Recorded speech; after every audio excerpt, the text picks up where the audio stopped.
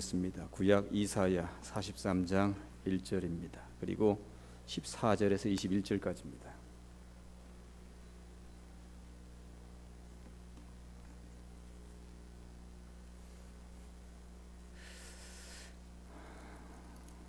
(43장) 1절 한 절을 먼저 읽고요.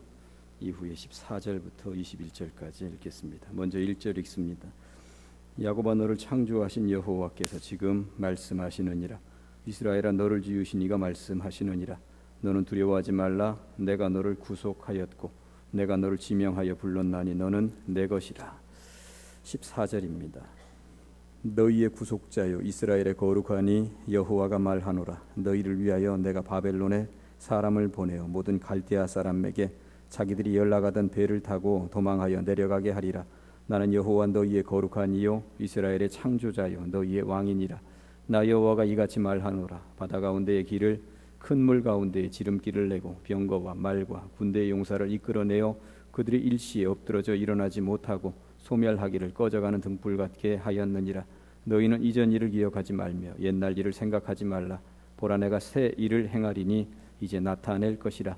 너희가 그것을 알지 못하겠느냐? 내가 광야의 길을 사막의 강을 내리니 장타 들짐승 곧 승냥이와 타조도 나를 존경할 것은 내가 광야의 물을 사막의 강들을 내어 내 백성 내가 택한 자에게 마시게 할 것임이라. 이 백성은 내가 나를 위하여 지었나니 나를 찬송하게 하려 함이니라. 아멘. 할렐루야. 앞뒤로 옆으로 인사하시겠습니다.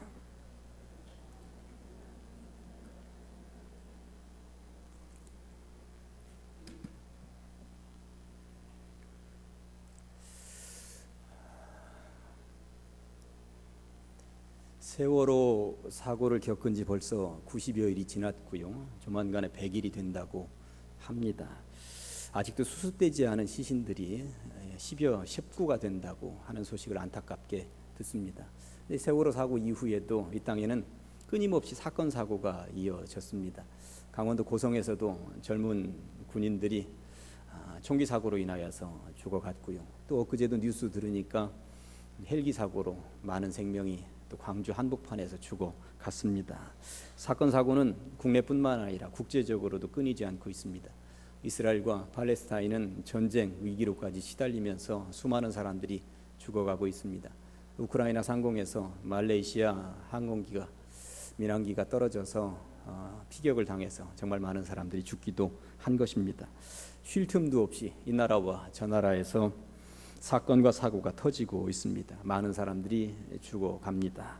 이러한 상황들만 놓고 보면 절망스럽기 그지 없습니다. 어디에서 희망을 찾아볼 수 있을까요? 이러한 즈음에 저는 오늘 이 본문을 선택해 보았고요. 주님께서 주시는 희망은 무엇인가 하는 것을 본문을 통해서 함께 찾아보고 은혜 받고자 합니다. 저는 이 시간에 5개 꼭지로 나누어서 말씀을 받아보도록 하시겠습니다. 첫째는 우리가 살아가면서 언제든지 절망의 땅에 설 때가 있다는 것입니다. 절망이라고 하는 것을 완벽하게 비껴서는 살 수가 없다는 것이죠. 태평성세 만사형통 이러면 얼마나 좋겠습니까? 그러나 우리는 언제든지 절망의 땅에 머물게 된다는 것입니다. 대전에서 실제적으로 이런 일이 있었어요.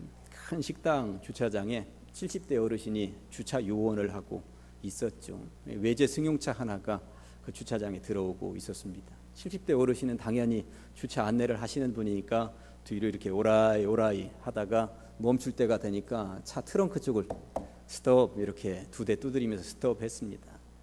차에서 차 주인이 내리는데 30대 후반의 남자가, 그리고 이쪽에는 부인이 이제 30대 후반의 부인이 내렸는데 그 남자 주인이 내리면서 내 차를 건드렸다고, 감히 내 차를 건드렸다고 그 70대 어르신에게 노발대발 난리가 난 사건이 있었습니다. 이 사건을 보면서 옆에 있는 부인은 어떻게든 말리려고 했는데 남자가 그렇게 난리가 났었답니다. 이 70대 어르신이 미안하다고 대신 주인에게는 절대 얘기하지 말아달라고, 내가 일자리를 잃어버리면 안 되니까 주인에게만은 얘기하지 말아달라고 그런 일이 있었다고 합니다. 30대 후반에 이 남자는 식당으로 들어가면서 계속 투덜거리면서 들어가더라라고 하는 것입니다.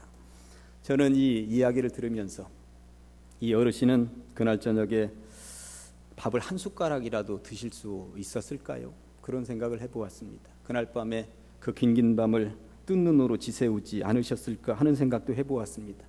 혹여라도 그 상처가 깊어 모진 나물 먹지는 않으셨을지 모르겠다 하는 생각까지도 해보면서 참 절망적인 세상이구나. 아무리 세상이 바뀌었다고는 하지만 어찌 이럴 수가 있단 말인가. 어찌 이럴 수가 있단 말인가. 차에 상처난 것도 아니고 살짝 차에 그만 멈추라고 그렇게 손 한 번 댄 거 가지고 그렇게 할 수가 있단 말인가. 그런 생각을 해보았습니다.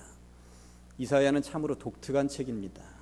구약 성경에 있는 다양한 책 가운데에서 신약 시대에 등장하는 예수 그리스도에 대해서 가장 많이 예언하고 있는 책이 이사야입니다. 그런데 이 이사야는 독특하게 1편과 2편으로 나누어져 있는데 1편은 1장부터 39장까지 되어져 있습니다. 1편은 이스라엘 너희들 그렇게 살다가는 망한다 이런 내용으로 가득 차 있습니다. 그러니 돌아와라, 회개하라, 주님 앞으로 오지 않으면 안 된다, 제발 제발 이런 내용들로 가득 차 있죠. 근데 39장까지 그런 내용을 이사야 선지자가 선포했음에도 불구하고 백성들은 돌아오지 않았습니다. 그리고 나라가 망한 것입니다. 망해도 아주 초토화돼서 완벽하게 무너져 내렸습니다. 바벨론, 당시에 가장 강대국 바벨론이 쳐들어왔고 나라도 망하고 성전도 무너져 내린 것입니다. 얼마나 절망적이었을까요? 이스라엘 백성들은 살아가면서 두 가지 믿음이 있었습니다. 하나는 자기들은 선민이기 때문에 하나님으로부터 선택받은 민족이기 때문에 절대 망하지 않는다. 이런 믿음이 있었습니다. 그런데 나라가 망했습니다. 두 번째 믿음은 하나님이 머무시는 거룩한 곳 성전은 절대 무너지지 않는다. 그런데 이 성전이 돌 위에 돌 하나도 남기지 않고 그냥 다 무너져 내렸습니다. 그러니까 두 가지 믿음이 완벽하게 무너져 내렸던 것입니다. 더군다나 자기들은 전후 좌우 어디를 둘러봐도 희망이 보이지 않는 바벨론이라고 하는 나라의 포로로 지금 다 잡혀가 있습니다. 나라는 망하고 성전은 무너져 내리고 자기들은 포로로 잡혀가 있는 이 상황에 희망이라고 하는 것이 있을 수 있겠습니까? 모든 것이 다 절망적인 상황이었습니다. 절망의 나락으로 떨어질 수밖에 없는 그런 상황이었던 것입니다. 그런데 중요한 것은 절망에 빠져있는 이러한 이스라엘 백성들을 주님만은 잊지 않고 기억해 주신다는 사실입니다. 이것이 오늘 본문을 통해서 교훈으로 얻을 두 번째 교훈입니다. 주님만은 잊지 않고 기억해 주신다는 사실입니다. 방송실 제가 자꾸 언급하는 것은 2번을 내보내달라는 이야기입니다. 주님만은 잊지 않고 기억해 주신다는 사실이 두 번째 교훈입니다. 그래도 안 나오네요. 이 땅을 살아가면서 가장 힘든 것 중에 하나가 무엇인지 아십니까? 잊혀진다는 것입니다. 잊혀진다는 것. 세월호 사고로 자녀들을 잃은 부모들이 가장 두려워하는 것은 무엇일까요? 잊혀진다는 것입니다. 국민들의 관심으로부터 잊혀지는 것, 이게 가장 힘들고 어려운 것입니다. 잊혀져서 관심 밖으로 밀려나게 되면 세월호 관련법도 흐지부지되고 아무 일도 없었다는 듯이 언제 그랬냐는 듯이 그런 종류의 사고는 또다시 일어나고 그렇게 되는 것이 가장 두려운 것입니다. 중고등학생들에게 가장 두렵고 무서운 것이 뭐냐고 물으면 왕따라고 이야기를 할 것입니다. 왕따라고 하는 것은 다른 친구들로부터 잊혀진다는 것입니다. 학생들 말로는 투명인간 취급받는다 이런 말을 학생들은 하고 있는 거예요. 분명히 앞에 있는데도 아는 체를 안 합니다. 거들떠 보지도 않는 것입니다. 그 친구가 물어도 대답을 하지도 않거니와 아예 들은 채도 안 하는 것입니다. 한마디로 말해서 잊혀진 인간입니다. 이게 바로 왕따입니다. 어느 누구도 거들떠보지 않으니 힘에 겨워 하다가 스스로 목숨을 내려놓는 아이들도 가끔 등장을 한다는 이야기를 우리는 안타깝게 듣습니다. 그런 의미에서 잊혀지는 것만큼 힘들고 어려운 일이 또 있겠습니까? 나이 드신 어르신들에게 가장 두려운 것이 무엇이냐 물으면 어르신들도 똑같이 이야기합니다. 잊혀지는 것이라고 말씀을 하십니다. 내가 홀로 살고 있다는 사실을 자식들이 이제는 잊었는가 보다 싶을 때가 가장 힘든 시기라고 하는 것입니다. 찾아오지도 않거니와 아예 연락도 없습니다. 이렇게 잊혀져 갈 때가 가장 힘든 시기입니다. 그러다 보니 어느 누구로부터의 관심도 끊어지고 그렇게 잊혀진 어르신들이 몇 개월 만에 싸늘한 죽음으로 발견이 되기도 합니다. 안타깝고 슬픈 현실입니다.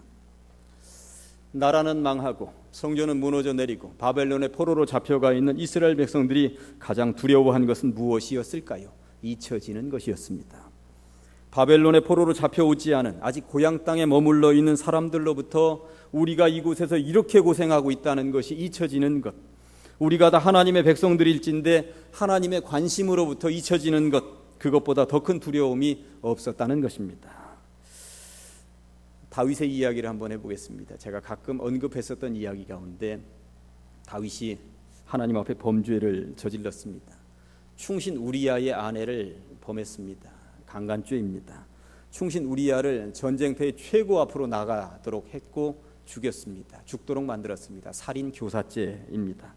그렇게 범죄하고 나서 그가 후회하고 회개하고 주님 앞에 무릎을 꿇고 엎드려서 눈물을 펑펑펑펑 쓴 시가 시편 51편이죠. 시편 51편의 11절 말씀은 이렇습니다. 나를 주 앞에서 쫓아내지 마시며 주의 성령을 내게서 거두지 마소서. 주 앞에서 쫓겨나는 것, 주의 성령을 거두어 가시는 것, 이것이 다윗에게 있어서는 나라의 왕권을 빼앗기는 것, 재산을 다 빼앗기는 것들보다 더 심각한 문제였다고 하는 것, 이것을 본인이 알았던 것입니다. 그러니까 다른 말로 하면 주의 성령이 떠나간다는 것은 주님으로부터 이제 다윗은 잊혀진다는 것입니다. 그동안은 어떻게든 주님과 함께 일하는 주님의 동역자였는데 주의 성령을 거두어 가신다는 말은 이제는 주님이 다윗과는 더 이상 함께 손잡고 일할 의도가 없다는 것입니다. 그런 위기감이 팽배하게 다윗에게 몰려왔겠습니다. 그러니 다윗이 간절히 기도하는 것입니다. 나를 주 앞에서 제발 쫓아내지 마시고 주의 성령을 내게서 거두어 가셔서는 안 됩니다. 저를 잊어서는 안 됩니다. 제발 제발 제발. 여러분들도 손을 가슴에다 얹고 한번 생각해 보시기 바랍니다. 주의 성령이 떠나가고 주님으로부터 잊혀진 존재이신지, 아니면 아직도 주의 성령이 이 가슴에 펄펄 살아 뛰고 있는 것인지, 나는 아직도 주님과 함께 일하는 자인지 동역자인지 생각을 해보셔야 될 줄로 믿습니다. 부디 비옵기는 주의 성령이 늘 머물러 있는 주의 성전이시기를, 주님으로부터 잊혀진 존재들이 아니라 주님과 함께 일하는 동역자들이시기를 주님의 이름으로 간절히 축원합니다. 오늘 하나님께서는 이사야서 2부를 통해서, 그러니까 1부가 39장까지라고 그랬는데 이제 40장부터는 이스라엘이 망했다고 그랬잖아요. 성전도 무너져 내렸다고 그랬잖아요. 포로로 잡혀갔다고 그랬잖아요. 그랬더니 그들을 이제 40장부터는 위로하십니다. 그리고 백성들에게 이렇게 말씀하시는 거죠. 걱정하지 말아라. 나는 너희들 절대 잊지 않았느니라. 희망도 없이 절망 가운데 놓여 있느냐? 이제 다시 살아보자꾸나. 희망을 가지렴. 이렇게 말씀하시면서 포로로 잡혀가 있는 그들을 친히 찾아오셨다는 것이죠. 설교를 시작하면서 앞부분에 대전에서 70대 어르신이 당했다고 하는 그 모진 어려움 이야기 말씀드렸습니다만, 다른 이야기를 하나 더 해보려고 합니다. 엊그제 7월 12일 날 인터넷에 올라온, 그리고 신문에도 게재된 감동적인 글이 하나 있습니다. 서울 양천구 신월동 시장 인근에서 일어난 접촉사고 목격담입니다. 7살 정도 돼 보이는 아이가 할머니하고 손수레를 끌고 언덕을 올라가고 있었던가 봐요. 이게 손수레는 7살짜리가 끌고 올라가니 이게 얼마나 기우뚱했겠습니까? 골목을 지나가다가 서툰 손자 녀석이 골목에서 외제차 옆면에 흠집을 내고 말았습니다. 그런데 그 외제차도 얼마나 비싼 차냐면 아우디였습니다. 할머니는 어쩔 줄 몰라 했고 어린 손자는 할머니만 바라보면서 울먹울먹 금방이라도 눈물이 뚝뚝뚝뚝 떨어질 것만 같습니다. 사람들이 몰려들었습니다. 웅성거리기 시작을 했습니다. 주변에 있던 어떤 젊은이가 차량 앞면에 있는 핸드폰 번호를 보고 그 차 주인에게 전화를 걸어 주었고요. 전화상으로 어떤 어린아이와 할머니가 가다가 차량을 긁은 모양이에요. 빨리 한번 와서 보셔야 될 것 같습니다 하고 자초지종 이야기를 해 주었습니다. 그랬더니 40대 부부로 보이는 젊은 차량 주인 부부가 곧바로 달려왔고요. 구경꾼들은 그때 한결같이 할머니를 걱정했습니다. 저 할머니 이제 큰일 났다. 돈도 없어 보이는데 이제 어쩌노. 이런 상황에 그런 차주 같으면 어떻게 했겠습니까? 노발대발하면서 이게 뭐 하는 짓이냐고 당장 물어내라고 할 법도 합니다. 그런데 이 외제 승용차의 차량 주인 부부는 오히려 할머니에게 고개를 숙이면서 죄송하다고 차를 주차장에 잘 주차시켰어야 되는데 내가 그만 이 골목에 급해서 주차시켜서 차량을 통행을 방해했노라고. 정말 할머니 죄송합니다. 걱정 말고 가십시오. 그랬더니 차량 주인의 여자 아줌마는 그냥 금방이라도 눈물을 뚝뚝뚝뚝 흘릴 것 같은 그 어린아이가 얘야 괜찮아 아무 일도 없어 걱정 말고 가도 된단다 하면서 아이를 위로했다는 것입니다. 이 장면을 보면서 주변 사람들이 하나같이 훈훈한 마음이 되어서 돌아갔다는 것이죠. 이 소식을 접한 그 승용차 회사에서는 그 차량을 무상으로 수리해 주었다는 후문도 들려오고 있습니다. 우리들이 그러한 상황이었다면, 우리가 그 차주의 차량 주인이었다면 어떤 일이 벌어졌을까요? 여러분들도 그렇게 했을 줄로 믿습니다. 대전에서 발생한 앞의 이야기를 들으면 세상은 더 이상 희망이 없어 보입니다. 그러나 서울에서 있었다는 뒤의 이야기를 들으면 세상은 그래도 살만한 세상이구나 싶은 것입니다.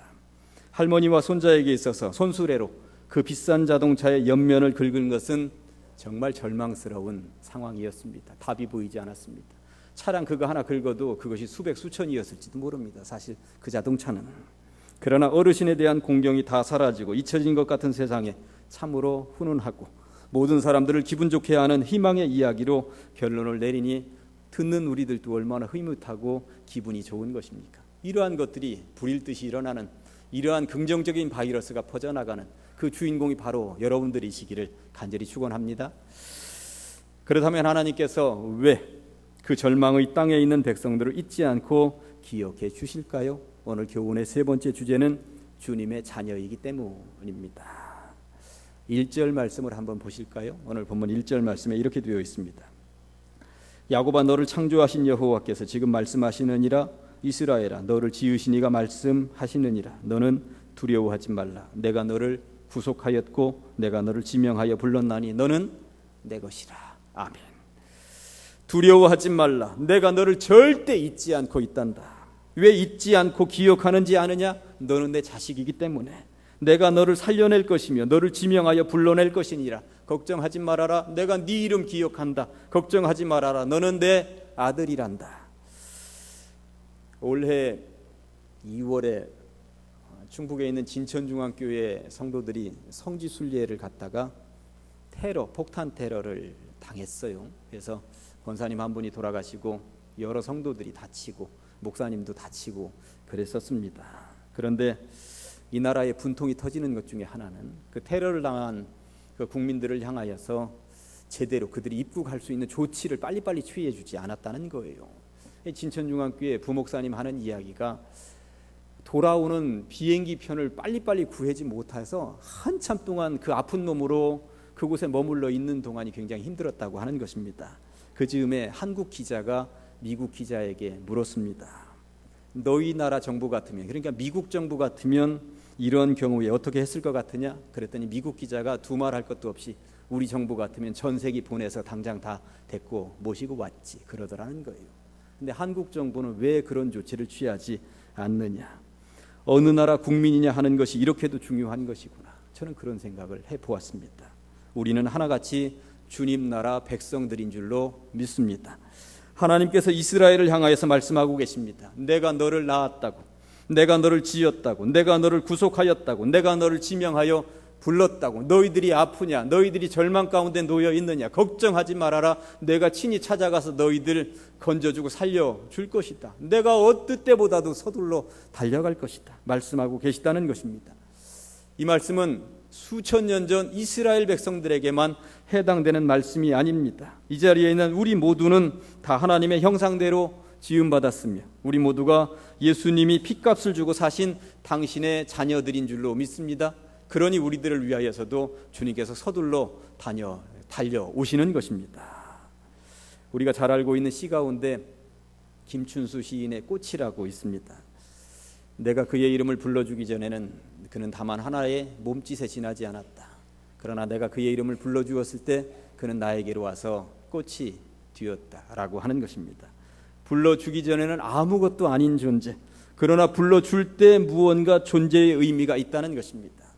주님께서 우리들을 불러주시기 전만 해도 우리는 아무것도 아닌 존재였습니다. 그러나 주님께서 우리들의 이름을 기억하시면서 내가 너를 사랑한다, 너를 지명하여 불렀나니 할 때부터 우리는 특별히 의미 있는 존재가 된 줄로 믿습니다.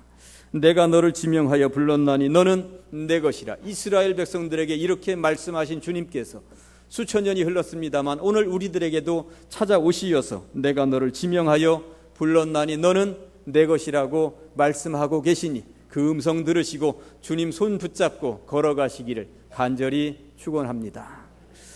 그렇다면 이스라엘 백성이나 오늘날 우리들이나 지명하여 불러내신 이유는 무엇일까요? 네 번째, 새로운 일의 동역자로 사용하기를 원하시기 때문입니다. 19절 말씀을 한번 보실까요? 성경에 눈을 돌리셔서 보라 내가 새 일을 행하리니 이제 나타낼 것이라. 너희가 그것을 알지 못하겠느냐?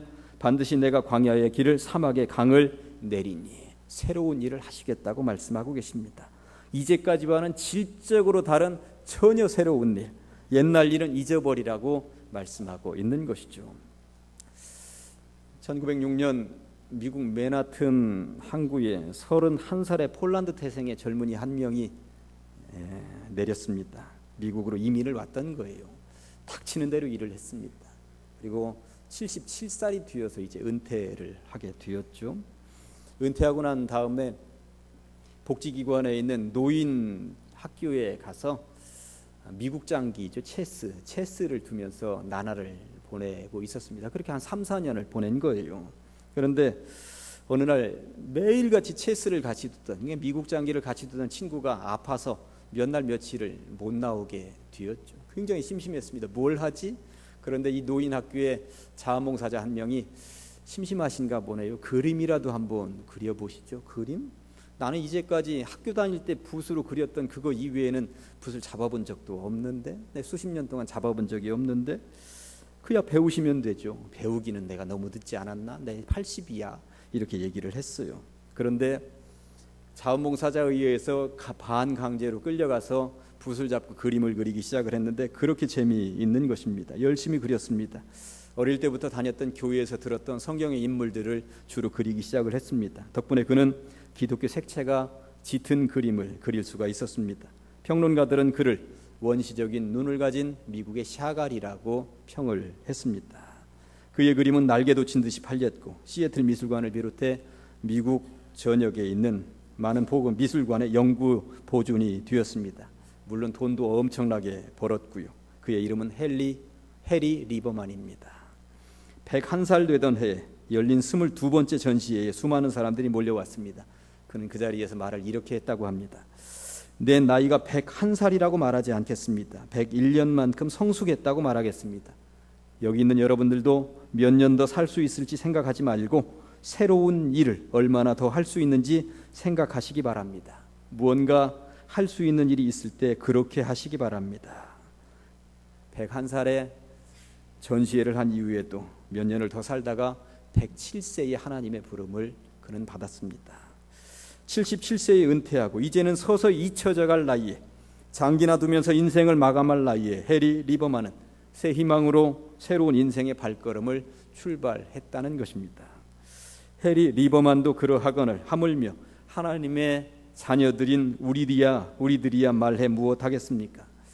주님께서 새 일을 행하시는 계획의 주인공들이 되어 보라며 부르고 계십니다. 오늘 본문에서 말하고 있는 새 일이라고 하는 말을 원어적으로 따져 들어가면 굉장히 특별한 단어입니다. 봄이 지나서 여름이 되면 새로운 것들을 볼 수 있습니다. 여름이 지나서 가을이 되면 우리들은 새로운 것들을 볼 수 있습니다. 그런데 우리들은 인생을 수십 년 동안 살았기 때문에 봄에서 여름으로 넘어가는 새로움이 어떤 것인지 미리 다 알고 있습니다. 활짝활짝 잎이 피어나고 더 진 초록이 되겠구나. 가을이 되면 붉은 낙엽이 되어서 떨어지겠구나. 그런데 이 성경에서 말하고 있는 새 일이라고 하는 이 말은 전혀 인간들이 경험하지 못한, 체험하지 못한 놀라운 세계의 새 일이라고 하는 것입니다. 예를 들면 천지 창조 이전에 우리가 있었다가 하나님이 무엇을 만들지 전혀 모르는 상태에서 맞닥뜨리는 그런 새로운 세계, 그리고 우리가 죽어서 저 천국에 갔을 때 전혀 예상하지도 못했었던 맞닥뜨리는 그러한 새로운 세계, 그러니까 인간의 시각으로는 상상도 할 수 없는 새로운 일을 하나님께서 우리들에게 펼쳐 놓으실 것이라고 지금 말씀하고 계십니다. 그렇다면 그 새 일이란 구체적으로 무엇일까요? 하나님 나라입니다. 예수 그리스도를 통한 하나님 나라의 새 일을 이 땅에서 펼쳐 놓으실 것이라고 주님이 말씀하고 계시다는 것입니다. 말씀드렸듯이 구약 성경 가운데 예수 그리스도에 대해서 가장 많이 예언하고 있는 책이 이사야라고 말씀을 드렸습니다. 그러니까 인간의 나라, 인간의 왕국, 인간들의 통치를 넘어서는 하나님의 나라를 예수 그리스도를 통해 완성하실 것이라고, 이제까지 인류가 어떤 것으로도 경험하지 못했던 전혀 새로운 나라라고 말씀하고 있는 것입니다. 그렇게 펼쳐 놓으시는 하나님의 나라에서 우리 인류는 어찌 살아야 할까요? 다섯 번째 마지막 주제, 다만 찬송할 뿐입니다. 21절 말씀을 중요하니까 다 같이 한 목소리로 한번 읽어보실까요? 시작. 이 백성은 내가 나를 위하여 지었나니 나를 찬송하게 하려 함이니라. 주의 백성들을 선별하고 지어놓은 뚜렷한 목적이 여기 나와 있습니다. 주님을 찬송하라고, 주님을 찬송하라고. 이제 마무리하면서 예화 하나만 더 들려드리고 제가 이제 설교를 마무리하도록 하겠습니다. 여수 모 교회에 다니시는 김갑수 장로님이라고 계셔요. 형하고 함께 사업을 하기 위하여서 5층짜리 건물을 하나 매입하게 되었던가 봐요. 건물의 다른 층에 있는 이제 입주자들은 다 나가게 되었는데 2층만 비워주지 않고 있는 거죠. 2층에는 누가 살고 있었냐 하면 2층에는 불교의 법당이 들어서 있었어요. 예. 형하고 이제 이 2층에 있는 불교 법당을 어떻게든 나가달라고 이야기를 해야 되는데 2층 법당에 포진하고 있는 이 승려는 전직 강력계 형사였고 늦은막에 뭔가 뜻이 있었는지 승려가 뛰어서 이곳에다 이제 교회로 여기면 개척교회 했듯이 개척 불당을 이제 세웠던 것입니다. 더군다나 만만한 성격이 아니라 소리도 들려갔습니다. 이 형하고 어떻게 나가시라고 얘기를 할 것인지 상의를 하던 중에 형이 나보다는 자네 김 장로가 더 성격도 온순하고 더 설득력도 있을 것 같으니 자네가 가서 좀 나가시라고 이야기를 좀 하면 좋겠네. 동생인 김 장로님이 예 알겠습니다. 제가 그렇게 하겠습니다. 하고 이제 2층 상가로 올라가는 것입니다. 그런데 죽을 맛입니다. 그분의 악명 높은 이야기를 이미 다 들었기 때문에 어떻게 풀어 나가야 될지 참 답답하기 이를 데가 없습니다. 법당 문을 열었는데 매캐한 향이 눈과 코를 자극했습니다. 처음 본 주지승의 눈빛은 매서웠습니다. 눈길이 마주치자 장로님은 느꼈습니다. 과연 어려운 상대가 되겠구나. 영적 싸움이 대단하겠구나. 둘 사이에 팽팽한 신경전이 길고 지루하게 이어졌습니다. 나가 주셔야 할 것 같습니다. 절대 못 나갑니다. 서로가 언성을 높이지 않은 상태에서 조곤조곤 빈틈을 보이지 않으면서 서로 주고받은 대화의 시간이 무려 6시간이나 되었다고 합니다. 이 6시간 동안에 평소 좋아하지도 않던 봉지 커피를 7잔이나 마셨더니 속은 막 계속 얼얼하고 향에 취해서 목은 매캐하고 정신은 혼미해지고 승사는 점점 멀어져만 가는 듯 했습니다. 그런데 그 순간 예기치 못한 일이 벌어졌습니다. 주지승이 갑자기 닭똥 같은 눈물을 철철철철 흘리더라 하는 것입니다. 그리고는 작은 목소리로 이렇게 말을 하더랍니다. 내가 부처님을 제대로 모시지 못해서 나에게 이런 환란이 오는가 봐요. 그러더라는 거예요. 했더니 이 장로님이 부처님을 제대로 모시지 못해서 그러면서 스스로가 생각을 하면서 뒤통수를 세게 얻어 터진 것 같더랍니다. 그리고 정신이 번쩍 났습니다. 저 승려가 부처를 제대로 모시지 못해 이런 일이 생기는 것이라고 말을 하는데, 그렇다면 나는 장로인데 과연 나는 예수님을 잘 모시고 있는 것일까? 나는 예수님을 정말 잘 모시고 있는 것일까? 예수님은 내 안에 정말 살아있는 것일까? 이 생각을 하게 되었던 것입니다. 이 글을 읽으며 저는 생각했습니다. 절망에 빠져있는 우리를 친히 찾아오셔서 너는 내 아들이라고 말씀하시면서 내가 너와 더불어 새로운 일을 하고 싶구나 하시는 주님을 우리는 제대로 모시고 있는 것일까요? 정말 우리는 우리를 위해 이 땅에 내려오신 주님을, 친히 십자가에 달려 죽기까지 사랑하신 주님을, 하늘을 두루마리 삼고 바다를 먹물 삼아도 다 기록할 수 없는 그 크신 사랑의 주님을 잘 모시고 있는 것일까요? 그렇다면 주님을 제대로 잘 모시는 것 중에 으뜸이 무엇인가?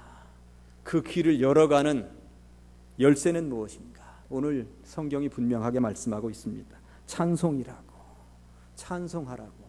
찬송하기 위해서 내가 너희들을 불러내고 너희들을 지명하여 불렀고 너희들을 만들었고 너희들을 사랑한다고 말씀하고 있습니다. 내가 너희들에게 재산을 달라고 하든 자식을 내놓으라고 하든 너희 몸뚱아리를 바치라고 하든 아니다 아니야. 다만 입을 열어라. 그리고 노래해라. 내가 너를 구원하여 너를 살려주었음을 만방에 고백하며 간증하며 노래하며 찬송하며 살아보렴. 그것이면 충분하다. 나는 그것이면 만족하단다. 그러니 입을 열어라. 노래하거라. 찬송하거라. 주님이 이것을 요구하고 계시다는 것입니다. 어찌 살아가시겠습니까? 절망의 땅입니다. 세상을 바라보면 절망할 수밖에 없는 세상입니다. 그러나 주님은 우리들에게 희망으로 살라고 말씀하고 계십니다. 왜냐하면 내가 너희를 잊지 않았다. 그리고 내가 너를 지명하여 불렀다. 그러면서 친히 찾아오신 줄로 믿습니다. 그 주님이 다른 거 다 필요 없다. 입을 열어서 나를 노래해라. 나의 이름을 높여라. 찬송만 하면 된다. 그렇게 요구하고 계십니다. 입을 열어서 주님을 찬송하시기를, 그래서 주님 앞에 온전히 서 있으시기를 주님의 이름으로 간절히 축원합니다. 기도하시겠습니다. 하나님 아버지, 절망의 땅입니다. 이것저것 환경을 바라보면 절망할 수밖에 없는 여건들이 얼마나 많이 있습니까? 그러나 주님은 우리들을 잊지 않고 친히 찾아오시어서 너는 내 것이라 소유권을 주장하십니다. 주님 것입니다. 주님의 자녀입니다. 주님의 자녀로 부끄럽지 않게 살아가게 하여 주시옵소서. 늘 입에 찬송을 떠올리게 하여 주시옵시고 그리함으로 주님의 이름을 높여드리는 주의 백성들 다 되게 하여 주시옵소서. 예수님의 이름으로 기도합니다. 아멘.